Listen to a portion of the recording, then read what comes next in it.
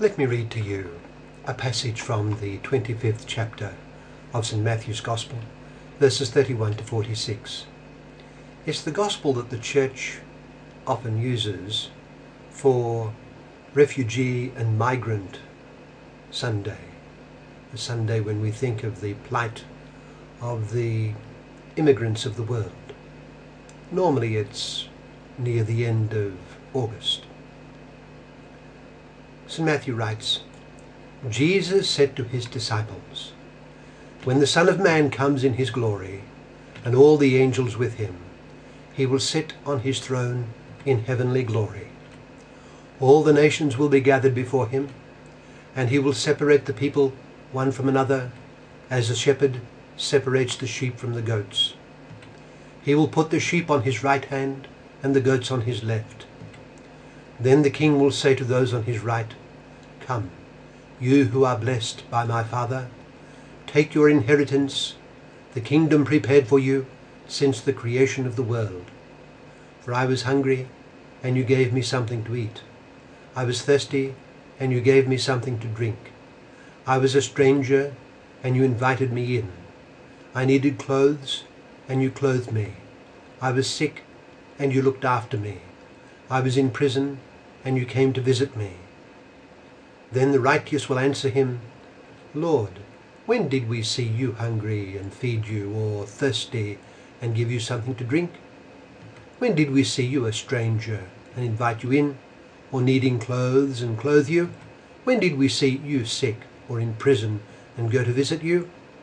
The king will reply, 'I tell you the truth, whatever you did for one of the least of these brothers of mine, you did for me.' Then he will say to those on his left, 'Depart from me, you who are cursed, into the eternal fire prepared for the devil and his angels. For I was hungry, and you gave me nothing to eat. I was thirsty, and you gave me nothing to drink. I was a stranger, and you did not invite me in. I needed clothes, and you did not clothe me. I was sick and in prison, and you did not look after me.' They also will answer, 'Lord, when did we see you hungry or thirsty or a stranger or needing clothes or sick or in prison and did not help you?' He will reply, 'I tell you the truth, whatever you did not do for one of the least of these, you did not do for me.' Then they will go away to eternal punishment, but the righteous to eternal life." That's from Matthew chapter 25, verse 31 to 46, for Migrant and Refugee Sunday. When we think of the plight of so many who are immigrants, to say the least, one of the most burning of issues in the modern world is that of immigration. I have read that according to the International Organization for Migration's World Migration Report 2010, the number of international migrants was estimated at 214 million in 2010. It is said that if this number continues to grow at the same pace as during the last 20 years, it could reach 405 million by the year 2050. This, of course, is due to a variety of factors. It seems that the main reason for migration is economic. People want a better standard of living and income, and a better future for their children. This has always been a major factor in moving to a foreign land. Even apart from the potato famines of early 19th century Ireland, numerous individuals and families left that country for England, Scotland, America and Australia to find better provision than was theirs back on the small family farm in Ireland. A solid proportion of migration is a product of wars, such as the immigration from Iraq, Bosnia and Afghanistan. A proportion is due to political conflicts, natural disasters and other mishaps. When we think of the modern anguish of migration, though, we're thinking of those numerous people who have fled their homeland for fear of their lives or because of an impossible situation back home. They desperately seek a new start. They consider themselves as being in no position to await their due turn, but head for the seas and make their way perilously across the oceans or through dangerous stretches of territory to some sort of safe haven. And this poses a massive dilemma for the country of their arrival when their numbers are immense. What to do?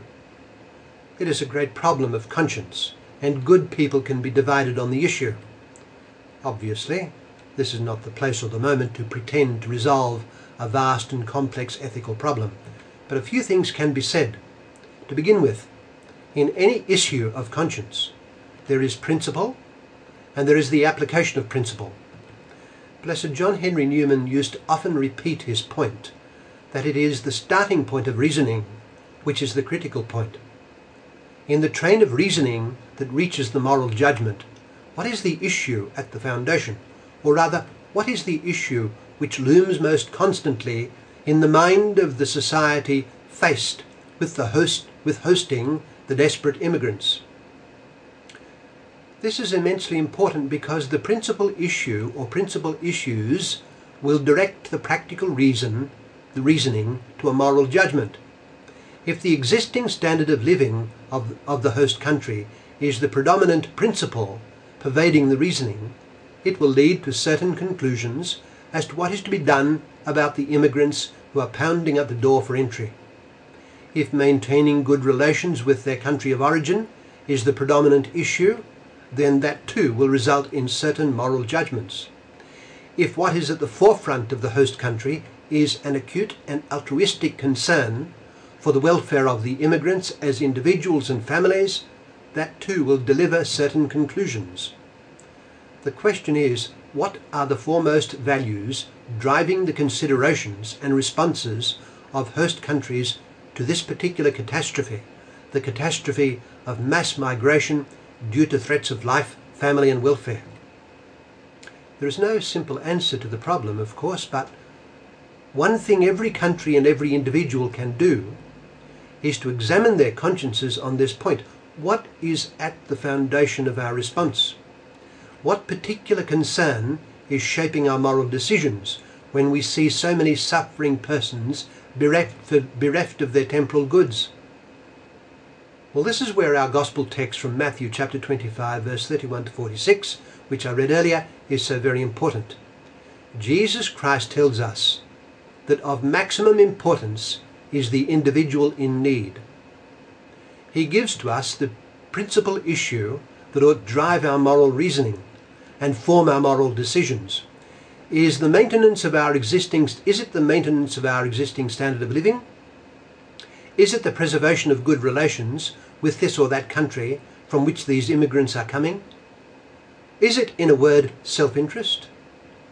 Is this to be the main issue, the fundamental principle forming policy? Obviously, such issues do have a place because we have a duty to maintain our own lives and to appoint our quality of life. But the main issue, as Christ teaches it, has to be the welfare of the individual in need. So important is this that Christ says that at the general judgment he will regard anything done to the least of his brothers in need as having been done to him. There is no one simple consideration that overrides all others, of course, but this has to be the main one, the one that Christ speaks of in that gospel text, and it has to find expression in practical decisions. The main issue is the individual in need. At the end, Christ tells us we shall witness the following. He will put the sheep on his right and the goats on his left. Then the king will say to those on his right, "Come, you who are blessed by my Father, take your inheritance, the kingdom prepared for you since the creation of the world. For I was hungry, and you gave me something to eat. I was thirsty, and you gave me something to drink. I was a stranger, and you invited me in. I needed clothes, and you clothed me.